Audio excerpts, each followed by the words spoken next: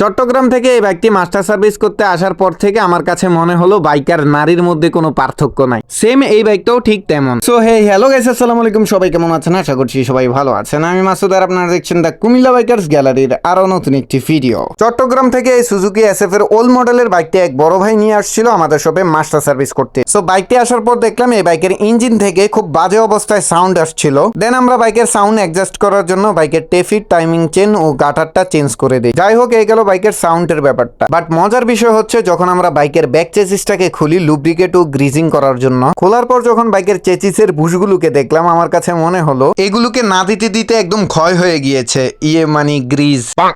আচ্ছা যাই হোক, এই বুশগুলো ছোলা আমের মতো অবস্থা দেখে আমরা কাস্টমারকে বললাম, দেন উনি বললো এগুলোকে চেঞ্জ করে দিতে। বাট তার থেকেও মজার বিষয় হলো বাইকের চাকার বেয়ারিং গুলো হাতে নিয়ে দেখলাম মিডল সাইড গুলো একদম লুজ হয়ে গিয়েছে। আগে শুনতাম পোলাপাইন এক নারীতে আসক্ত, বাট আজকে এই বেয়ারিং গুলো দেখে মনে হলো নারী না, পোলাপাইন গাড়ির নষ্ট বেয়ারিং এও আসক্ত। সত্যি কথা বলতে এই বাইকের মজার বিষয়গুলো বলে শেষ করা যাবে না। টাঙ্কিটা যখন ক্লিন করার জন্য রিমুভ করলাম, এই দু চোখ দিয়ে শুধু টাঙ্কির জোড়াতালিগুলোই দেখলাম। বিশ্বাস করেন রাসেল ভাই, এই টাঙ্কিতে যে পরিমাণ জোড়া, তেল ঢাললে জানি কেমনে থাকে লারা ঢারা চিনি ছাড়া। আচ্ছা যাই হোক, এতক্ষণ পর্যন্ত আপনাদেরকে যা দেখাইছি সবই ছিল নর্মাল প্রবলেম, বাট এখন আপনাদেরকে যা দেখাচ্ছি তা হচ্ছে অ্যাবনর্মাল প্রবলেম। মূলত এই বাইকে মাইলেজের সমস্যা ছিল, তাই পুরাতন কার্বোরেটর চেঞ্জ করে আমরা নতুন কার্বোরেটর ইনস্টল করে দিই। যাই হোক, আজকের ভিডিও এই পর্যন্তই। সবাই ভালো থাকবেন, সুস্থ থাকবেন, আল্লাহ হাফেজ।